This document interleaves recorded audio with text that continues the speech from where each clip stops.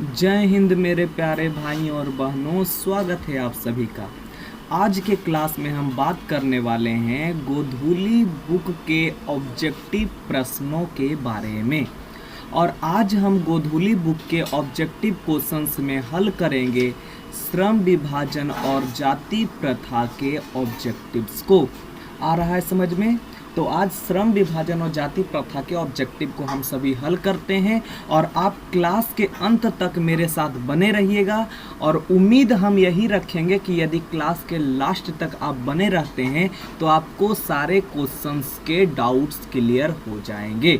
तो चलिए मेरे साथ लास्ट तक बने रहिएगा। चलिए पहला सवाल है मेरे सामने दोस्तों कि द अनटचेबल्स किसकी रचना है? द अनटचेबल्स किनकी रचना है? पहला ऑप्शन है महात्मा गांधी की, दूसरा ऑप्शन है यतीन्द्र मिश्र की, तीसरा है भीमराव अंबेडकर की, चौथा है रामविलास शर्मा की। तो द अनटचेबल्स जो रचना है वो भीमराव अंबेडकर की है। द अनटचेबल्स किनकी रचना है?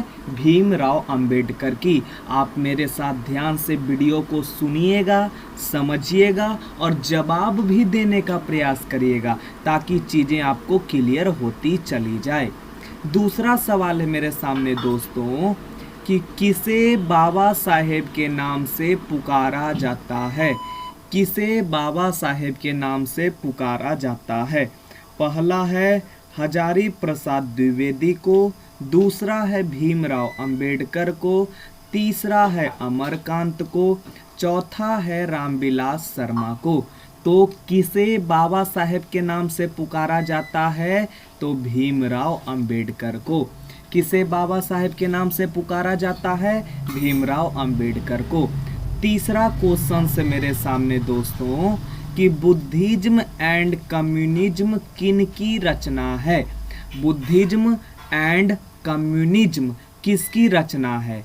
ए है मैक्स मूलर, बी है अमरकांत, सी है महात्मा गांधी, डी है भीमराव अंबेडकर। तो Buddhism and communism Bhimrao Ambedkar की रचना है। अगला सवाल है मेरे सामने दोस्तों चौथा नंबर कि who are Shudras? Who are Shudras किनकी रचना है? पहला है भीमराव अंबेडकर की, या फिर अमरकांत की, या फिर महात्मा गांधी की, या फिर यतीन्द्र मिश्र की। तो हु आर शूद्राज जो रचना है दोस्तों वो है भीमराव अंबेडकर की। अगला सवाल है मेरे सामने दोस्तों पांचवा कि मानव मुक्ति के पुरोधा किसे कहा गया है? मानव मुक्ति के पुरोधा किसे कहा गया है? ए है नलिन बिलोचन शर्मा, बी है यतीन्द्र मिश्र, सी है भीमराव अंबेडकर और डी है अमरकांत। तो मानव मुक्ति का पुरोधा भीमराव अंबेडकर को कहा जाता है। छठा सवाल है मेरे सामने दोस्तों कि भारत में जाति प्रथा का मुख्य कारण क्या है? भारत में जाति प्रथा का मुख्य कारण क्या है? ए है बेरोजगारी, बी है गरीबी, सी है उद्योग धंधों की कमी और डी है अमीरी। तो भारत में जाति प्रथा का मुख्य कारण है बेरोजगारी। आ रहा है समझ में? मेरे साथ आप लास्ट तक जरूर बने रहिएगा। सातवां सवाल है मेरे भाई कि जाति प्रथा स्वाभाविक विभाजन नहीं है, क्यों? ए है भेदभाव के कारण, बी है शोषण के कारण, सी है गरीबी के कारण और डी है रुचि पर आधारित नहीं होने के कारण। तो जाति प्रथा का स्वाभाविक विभाजन नहीं है, क्यों? रुचि पर आधारित नहीं होने के कारण। आ रहा है समझ में? चलिए अगला सवाल है मेरे सामने दोस्तों आठवां सवाल कि श्रम विभाजन और जाति प्रथा के लेखक कौन हैं? श्रम विभाजन और जाति प्रथा के लेखक कौन हैं? डॉक्टर राम मनोहर लोहिया, या फिर बाबा साहब भीमराव अंबेडकर, या फिर महात्मा गांधी, या फिर डॉक्टर संपूर्णानंद। तो श्रम विभाजन और जाति प्रथा के लेखक हैं बाबा साहब भीमराव अंबेडकर। अगला सवाल 9वां है मेरे सामने दोस्तों कि लेखक की दृष्टि में विडंबना की बात क्या है। लेखक की दृष्टि में विडंबना की बात क्या है। ए है जातिवाद के पोषकों की कमी नहीं है। बी है जातिवाद के पोषकों की पोषक नगण्य हैं। सी है आर्थिक दृष्टि से जातिवाद उचित है। डी है जातिवाद लोकतंत्र के विरुद्ध नहीं है। तो लेखक की दृष्टि में विडंबना की बात क्या है कि जातिवाद के पोषकों की कमी नहीं है। अगला सवाल मेरे सामने दोस्तों 10वां नंबर है कि लेखक की दृष्टि में आदर्श समाज कैसा होना चाहिए। ए नंबर है जिसमें स्वतंत्रता, समानता और भ्रातृत्व का भाव हो। बी है जिसमें सभी धनी हो। या सी जिसमें सभी पढ़े लिखे हों। या डी जिसमें सभी स्वस्थ हों। तो लेखक की दृष्टि में आदर्श समाज जो है स्वतंत्रता, समानता और भाईचारे का भाव वाला होना चाहिए। अगला 11वां क्वेश्चन है मेरे सामने दोस्तों कि लेखक बेरोजगारी का प्रमुख और प्रत्यक्ष कारण किसे मानते हैं। ए है अशिक्षा को। बी है जनसंख्या को। सी है जाति प्रथा को। और डी है उद्योग धंधों की कमी को। तो लेखक बेरोजगारी का प्रमुख और प्रत्यक्ष कारण किसे मानते हैं। जाति प्रथा को। किसे मानते हैं। जाति प्रथा को।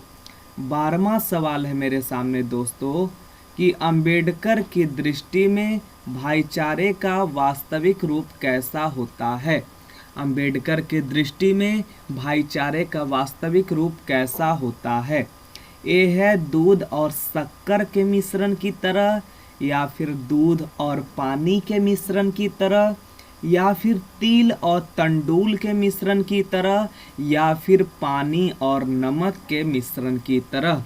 तो अंबेडकर की दृष्टि में भाईचारे का वास्तविक रूप दूध और पानी के मिश्रण की तरह होना चाहिए।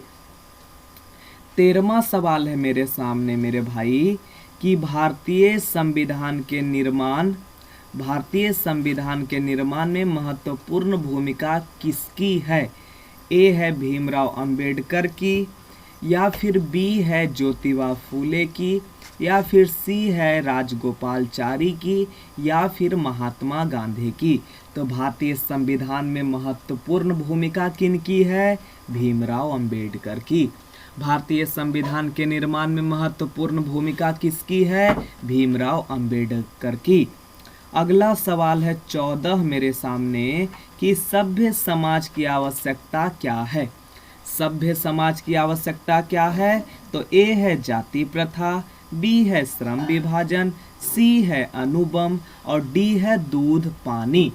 तो सभ्य समाज की आवश्यकता क्या है। श्रम का विभाजन होना चाहिए। सभ्य समाज की आवश्यकता क्या है। श्रम विभाजन। 15 नंबर सवाल है मेरे सामने कि निम्नलिखित रचनाओं में से कौन सी रचना डॉक्टर अंबेडकर की है। The caste in India. या फिर the untouchables, you are they. और सी है हु आर सुद्राज। डी इनमें से सभी। तो मेरे भाई the caste in India, the untouchables, you are they और हु आर सुद्राज इनमें से सभी भीमराव अंबेडकर की ही रचना है। तो हमारा ऑप्शन डी सही है, इनमें से सभी। अगला सवाल है 16 नंबर कि आधुनिक सभ्य समाज श्रम विभाजन को आवश्यक क्यों मानता है। ए है कार्यकुशलता के लिए। बी है भाईचारे के लिए। सी है रूढ़िवादिता के लिए। या फिर इनमें से कोई नहीं। तो आधुनिक सभ्य समाज श्रम विभाजन को आवश्यक क्यों मानता है। कार्यकुशलता के लिए। किसके लिए मानता है। कार्यकुशलता के लिए। 17 नंबर सवाल है मेरे सामने कि श्रम विभाजन और जाति प्रथा पाठ बाबा साहेब के किस भाषण का संपादित अंश है। श्रम विभाजन और जाति प्रथा पाठ जो है बाबा साहेब के किस भाषण का संपादित अंश है। ए है the caste in India their mechanism, और बी है जेनेसिस एंड डेवलपमेंट, सी है एनिलिहेशन ऑफ कास्ट, और डी है who are Shudras, who is Shudras. तो श्रम विभाजन और जाति प्रथा पाठ बाबा साहेब के ऑप्शन सी एनिलिहेशन ऑफ कास्ट का संपादित अंश है। 18 नंबर हमारा सवाल है मेरे सामने कि प्राथमिक शिक्षा प्राप्त करने के बाद अंबेडकर उच्चतर शिक्षा प्राप्त करने के लिए कहाँ गए?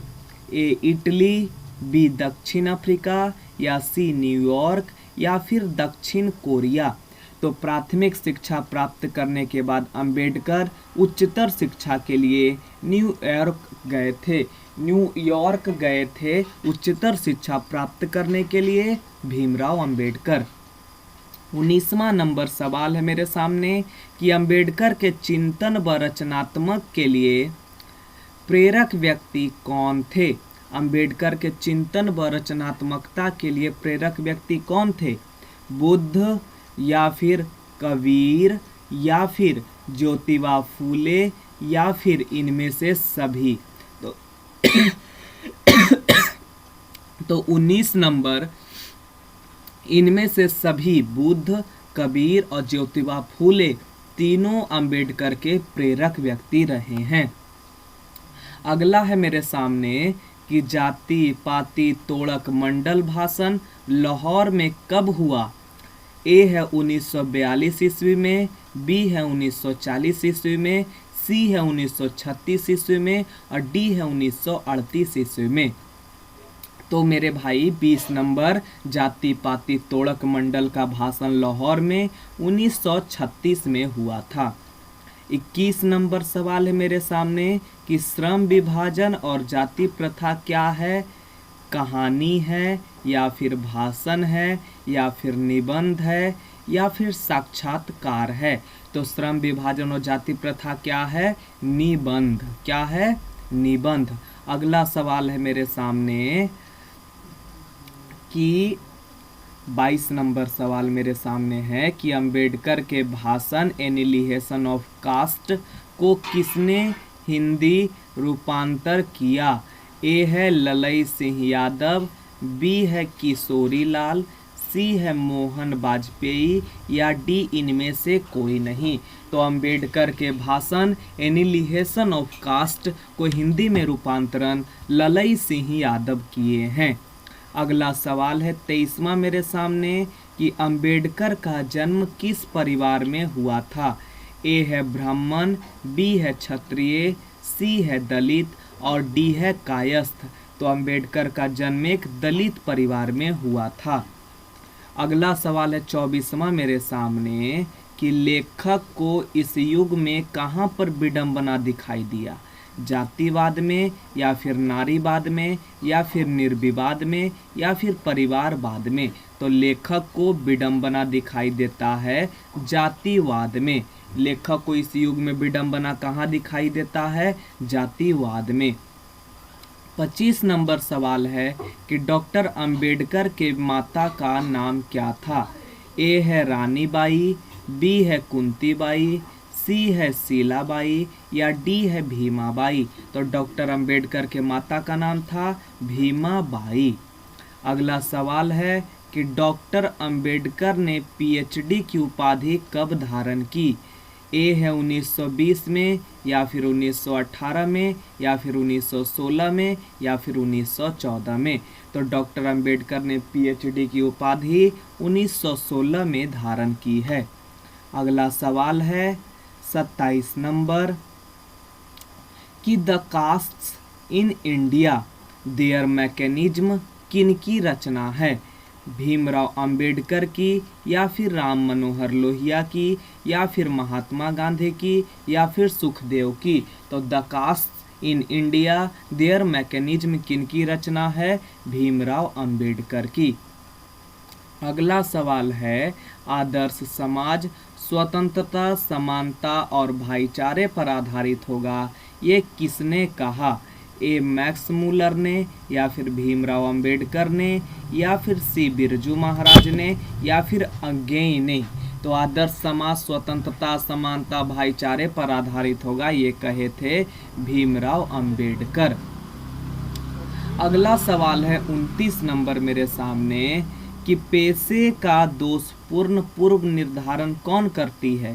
श्रम विभाजन करती है, या फिर जाति प्रथा करती है, या फिर प्रत्यक्ष, या फिर लोकतंत्र? तो पेशे का दोषपूर्ण पूर्व निर्धारण जाति प्रथा में ही होता है। अगला सवाल है 30वां मेरे सामने सवाल है कि जाति प्रथा भारत में बेरोजगारी का एक कारण बनी हुई है, प्रत्यक्ष या फिर प्रमुख, या फिर ए बी दोनों, या फिर इनमें से कोई नहीं? तो जाति प्रथा भारत में बेरोजगारी का एक प्रत्यक्ष और प्रमुख कारण बनी हुई है। तो ऑप्शन बी, ऑप्शन सी, ए और बी दोनों सही होना चाहिए।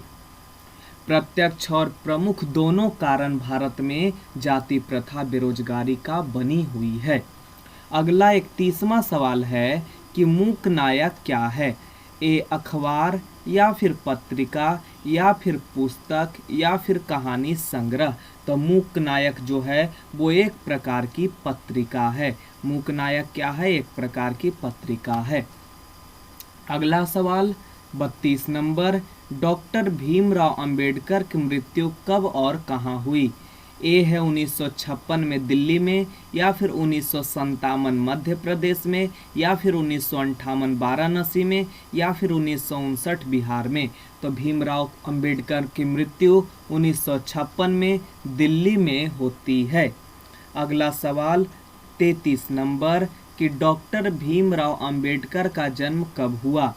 ए 14 अप्रैल 1988, या फिर 14 अप्रैल 1989, या फिर 14 अप्रैल 1890, या 14 अप्रैल 1891? तो भीमराव अंबेडकर का जन्म होता है 14 अप्रैल 1891 को। भीमराव अंबेडकर का जन्म होता है 14 अप्रैल 1891 ईस्वी को। 34 नंबर सवाल है कि डॉक्टर भीमराव अंबेडकर का जन्म कहाँ हुआ?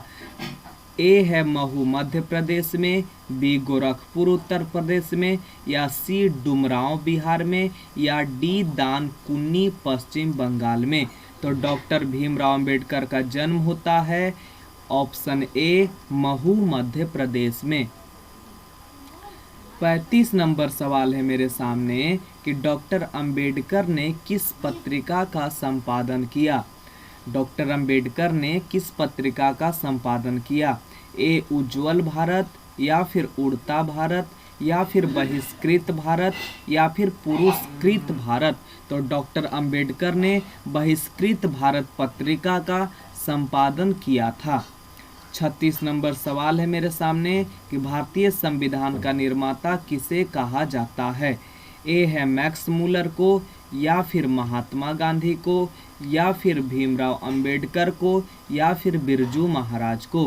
तो भारतीय संविधान का निर्माता किसे कहिएगा? भीमराव अंबेडकर को। अगला है 37 नंबर सवाल मेरे सामने कि डॉक्टर अंबेडकर का वाङ्मय हिंदी के कितने खंडों में प्रकाशित हो चुकी है? 15 खंडों में, या फिर 17 खंडों में, या फिर 19 खंडों में, या फिर 21 खंडों में? तो ऑप्शन डी 21 खंडों में हमारा सही उत्तर होगा। अगला 38 नंबर सवाल है मेरे सामने कि आधुनिक सभ्य समाज कार्यकुशलता के लिए किसे आवश्यक मानता है? ए है श्रम विभाजन, या फिर धन विभाजन, या फिर जन विभाजन, या फिर जाति विभाजन? तो आधुनिक सभ्य समाज कार्यकुशलता के लिए श्रम का विभाजन आवश्यक मानती है। आ रहा है समझ में? अगला सवाल है 39 नंबर मेरे सामने कि डॉक्टर अंबेडकर के पिता का क्या नाम था?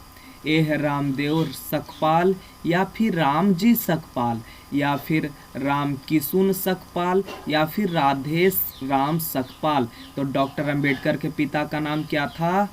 क्या नाम था? रामजी सकपाल। क्या नाम था? रामजी सकपाल। अगला सवाल 40 नंबर मेरे सामने है कि जाति प्रथा श्रम विभाजन के साथ साथ किसका रूप लिए हुए है? ए स्वतंत्रता का, या फिर भाईचारे का, या फिर श्रमिक विभाजन का, या फिर इनमें से कोई नहीं। तो जाति प्रथा श्रम विभाजन का किसका रूप लिए है? श्रमिक विभाजन का। ऑप्शन सी श्रमिक विभाजन सही होगा। 41। चलिए तो मेरे प्यारे भाई अब हम 41 नंबर क्वेश्चन को सॉल्व करते हैं। 41 नंबर सवाल कह रहा है कि डॉक्टर भीमराव अंबेडकर ने किस प्रथा को आर्थिक पहलू से खतरनाक माना है? डॉक्टर अंबेडकर ने किस प्रथा को आर्थिक पहलू से खतरनाक माना है? ए है सती प्रथा को, या बी है दहेज प्रथा को, या सी है बाल विवाह प्रथा को, या फिर डी है जाति प्रथा को।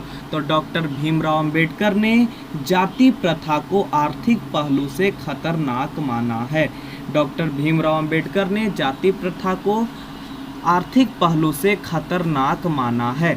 42 नंबर सवाल है मेरे सामने कि किनके प्रोत्साहन पर बाबा साहेब उच्चतर शिक्षा हेतु न्यूयॉर्क गए? किनके प्रोत्साहन पर बाबा साहेब उच्चतर शिक्षा हेतु न्यूयॉर्क गए?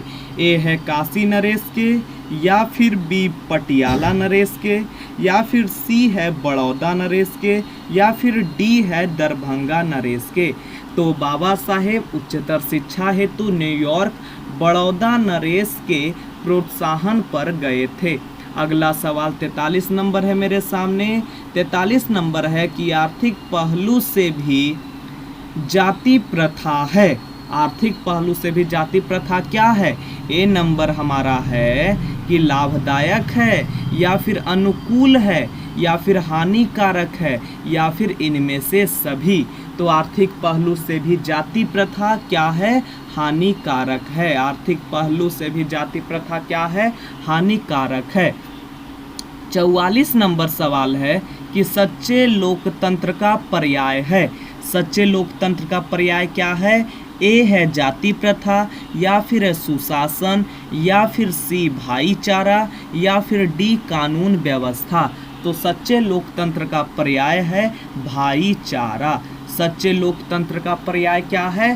भाईचारा। अगला सवाल है 45 नंबर मेरे सामने कि बाबा साहेब द्वारा रचित पुस्तक है। मतलब बाबा साहेब द्वारा रचित पुस्तक कौन है? 4 ऑप्शन है मेरे सामने। जेनेसिस एंड डेवलपमेंट, या फिर बुद्धिज्म एंड कम्युनिज्म, या फिर सी बुद्धा एंड हिज धम्मा, या इनमें से सभी। तो तीनों जो रचना है बाबू, genesis and development, Buddhism and communism और सी बुद्धा एंड हिज धम्मा, ये तीनों रचना हमारे बाबा साहेब भीमराव अंबेडकर की है। तो ऑप्शन डी इनमें से सभी हमारा सही आंसर है। 46 नंबर सवाल है कि श्रम विभाजन और जाति प्रथा शीर्षक किनके द्वारा हिंदी में रूपांतरित है? श्रम विभाजन और जाति प्रथा शीर्षक किनके द्वारा हिंदी में रूपांतरित है? ए नंबर है मेरे सामने भीमराव अंबेडकर, या फिर बी है रामचंद्र शुक्ल, सॉरी थोड़ा सा ऊपर चला गया। ए है भीमराव अंबेडकर, या फिर बी रामचंद्र शुक्ल, या फिर सी ललई सिंह यादव, या डी नलिन बिलोचन शर्मा। तो श्रम विभाजन और जाति प्रथा शीर्षक द्वारा हिंदी में रूपांतरण ललई सिंह यादव द्वारा किया गया है। किनके द्वारा हिंदी में रूपांतरण किया गया है? ललई सिंह यादव द्वारा। 47 नंबर सवाल है कि आधुनिक मनु कहा गया है। आधुनिक मनु किन्हें कहा गया है? डॉक्टर राजेंद्र प्रसाद को, कि महात्मा गांधी को, कि सच्चिदानंद सिन्हा को, या फिर अंबेडकर को। तो आधुनिक मनु कहा गया है ऑप्शन डी अंबेडकर को। अगला 48 नंबर हमारे सामने सवाल है कि विडंबना का अर्थ क्या है?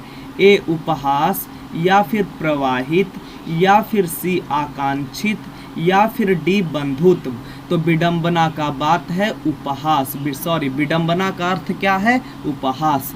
49 नंबर सवाल है कि भारत की राष्ट्रीय क्षमता का पूर्ण विकास किस व्यवस्था में संभव है? भारत की राष्ट्रीय क्षमता का पूर्ण विकास किस व्यवस्था में संभव है? ए सामंती व्यवस्था, या डी पूंजीवादी व्यवस्था, या सी समाजवादी व्यवस्था, या डी इनमें से सभी। तो भारत की राष्ट्रीय क्षमता का पूर्ण विकास किस व्यवस्था में संभव है? समाजवादी व्यवस्था में। किस व्यवस्था में संभव है? समाजवादी व्यवस्था में। तो बाबू ये चैप्टर्स का ऑब्जेक्टिव लगभग क्लियर हो गया, इससे ज़्यादा आपके एग्जाम में नहीं पूछा जाएगा। यदि आपको किसी भी प्रकार का डाउट इस चैप्टर में है तो शुरू से अंत तक इस चैप्टर को दोबारा देख लीजिएगा, पूरा ऑब्जेक्टिव क्लियर रहेगा और उम्मीद करते हैं कि 80% तो आपका क्लियर ही हो गया होगा। तो लास्ट तक आप बने रहे, इसके लिए धन्यवाद। मिलते हैं अगले क्लास में, तब तक के लिए जय हिंद, जय भारत।